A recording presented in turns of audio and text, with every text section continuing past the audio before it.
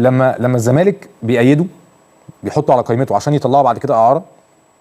النظام بتاع التي ام اس اللي هو بترفع عليه عشان تطلب البطاقه الدوليه، تعمل ريكوست للبطاقه الدوليه، بيطلب مستندات معينه. قول يا حلو قول، قول يا حلو قول.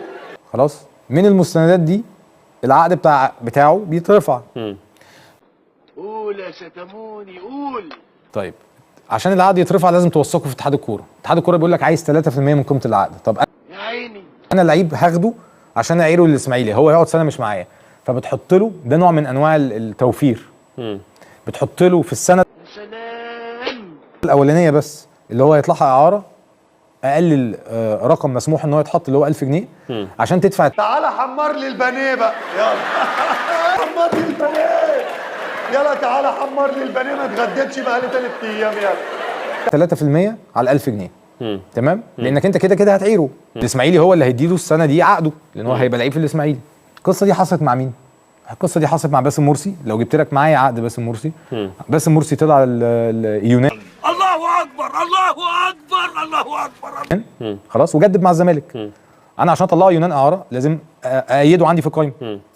موسم 2017 2018 2019 اللي هو اللي احنا فيه دلوقتي ده، عقد باسم مرسي 1000 جنيه. وحشتني يا عجل. وصل لك؟ فاهم قصدك.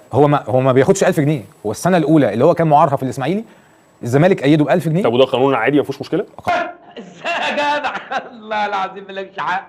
ازاي؟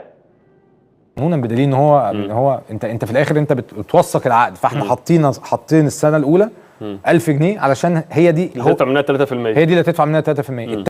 اكتفيت بهذه الكلمة. شكرا، روح لامك.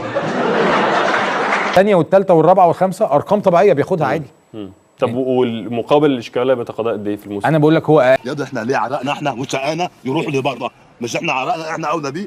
بدل ما تاخد 20 جنيه في ايدك مني كحيانه تروح قافش مني النياله، وابنك اللي بيسهل بقى ده رزقه. اقل من المفروض ياخده. خلاص. بالنسبه للي بيحصل طبعا هو معدي المليون جنيه عشان تبقى عشان الناس برضو تبقى فاهمه الفرق بين ال1000 جنيه والمليون جنيه. يا سلام. خلاص. بس هي الفكره في ان هو ليه الرقم بالشكل ده؟ عشان الغرامه. عشان في رقم تاني هو ملتزم ان هو يسده في الغرامات. ماذا أقول؟ ماذا أقول؟ وأي شيء يقال؟